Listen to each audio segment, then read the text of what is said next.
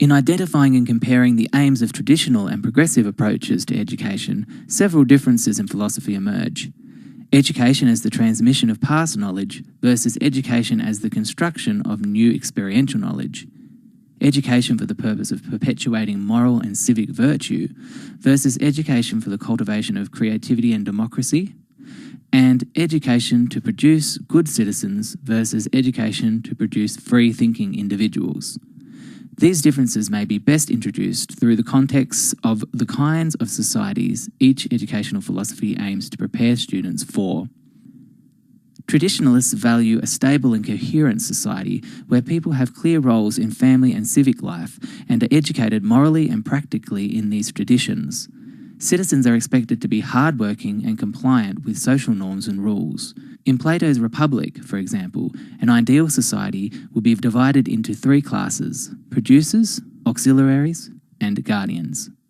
Despite promoting the idea of universal, somewhat individualized education, Plato put the power to decide who should learn what in the hands of higher authorities, with chosen rulers receiving a more liberal education and the rest a more utilitarian education. Plato's influence can still be seen today through the traditional educational class distinctions of private, public, and vocational schooling. Universally shared moral values and a faith in ideas and traditions are part of a traditional society. What is good and true is often seen as universal and existing outside of any individual or culture. Plato's forms, archetypal exemplars of innate knowledge, such as beauty, are an example. Religious virtues have also featured heavily in shaping traditional societies and the subsequent aims of education, often promoting strict adherence to past doctrines and principles, which are believed to be sufficient to solve present and future societal challenges. Late Athenian democracy saw a power shift away from the privileged view and towards the collective. This was an early example of the rights of an individual to determine his or her own destiny and to have a say in what is deemed important in a society and culture. During the Romanticism movement, Rousseau extended these rights to children. In this view, any imposition on a child's natural growth from society could be a potentially corrupting force, and children should be educated the way nature intended. This underpins a progressive view of education and society. Progressive society moves away from patriarchal authoritarianism as the rule of law and towards individual liberty and freedom. Freedom to live life the way one wants it, freedom of ideas, speech, and beliefs. To deal with the challenges of the present and future, existing social, political, cultural, and educational structures must continually be critiqued and reformed. Thus, a society must include individuals with creative minds that can think in ways that can challenge the status quo and bring about change. In short, a progressive society places more emphasis on change and improvement through novel ideas and difference, whereas a traditional society values past knowledge and traditions to create stability and structure. These differences in values often culminate in collective political views and policies that determine what is considered important to learn in formal education. During the Enlightenment, Descartes' rationalism asserted that innate truths, such as mathematics, exist and can be uncovered through reason and logic. Hence the emphasis on the 3 R's as a staple in traditional education. Knowledge is considered to be existing bodies of information that need to be taught to the child mainly via rote learning or exercising logic and reason. 2 later philosophies that influence both approaches to education include empiricism and behaviorism. Having roots in Aristotle's realism, empiricism viewed children's minds at birth as being a blank slate, known as tabula rasa. John Locke asserted that children learned how to process data solely through the interaction between the world and their senses. Off the back of this philosophy, behaviorism developed a psychological theory that learning takes place via repeated external reinforcement, which shapes subsequent behaviour. In line with traditionalism, knowledge is transmitted from the external world to the learner through a teacher via a universal law of association. A progressive view would agree that the environment can shape learning, though it would perceive negative moral implications of the teacher's role in dictating what should be learned. A romantic or progressive philosophy of education would see a newborn child as having a kind of innocent, untainted spirit, which can develop and grow if given the freedom to explore the environment naturally.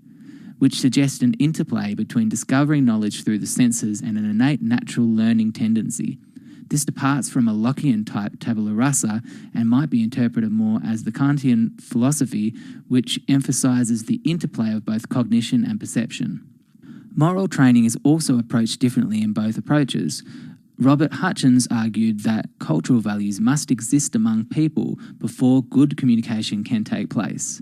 This aligns with the traditionalist view that pre-existing rules should be taught to the learner so that one can learn to communicate well. John Dewey challenged this assumption by suggesting that through the act of communication itself, learners could construct their own cultural values. In progressivism, learners construct their own knowledge through free and active experience. Morals are not static rules from the past, but are created subjectively and democratically in the present through experience. In summary, a traditionalist view of the nature of knowledge is that it exists as innate truths, past facts and moral virtues, and that this knowledge is transmitted through a teacher. In contrast, a progressive view is that knowledge is constructed through a child's innate natural tendency to explore their environment. In this view, a teacher's role is to nurture this through providing free and stimulating environments so that children learn through their own experience. Given a traditional society, which values stability and structure, tends to view knowledge as pre-existing and able to be transmitted from teacher to student, and a progressive society, valuing change and improvement, tends to view knowledge as constructed through a learner's natural actualization. It is inevitable that the products of both of these philosophies will be quite different. For the transmission of predetermined knowledge from a teacher to a student, certain conditions must be present. An environment of receptivity, order, obedience, and industriousness would be preferred. It would mostly be enforced through authoritarian rule and behavioural reinforcement. The logical outcome of this would be children developing the above characteristics themselves: receptive, ordered, obedient, and industrious. Ideal traits for children working in factories or large corporations during or after the Industrial Revolution. Progressives would argue that the post-industrial world requires their citizens to be more than obedient and punctual, to live in multicultural societies, to negotiate technology, and to solve global problems such as climate change. The world needs active inquirers, questioners, and creative thinkers who can collaborate with each other and transform existing knowledge to find novel solutions to uncertain problems. They may also argue that beyond their role as citizens, each child has the right to be a free and democratic individual. Dewey and many in the humanistic education movement may say that it is the right of each person to use knowledge in their own way to grow and actualize their own uniqueness. With this in mind, the aim of progressive education is to produce creative, actualized thinkers who can synthesize and transform knowledge for their own growth and to solve the unique problems of the future. In identifying and comparing the aims of traditional and progressive approaches to education, there are several, perhaps complementary differences in philosophy. Education, seen as the transmission of past knowledge from teacher to student, compared with education as the unfolding of knowledge through natural experience.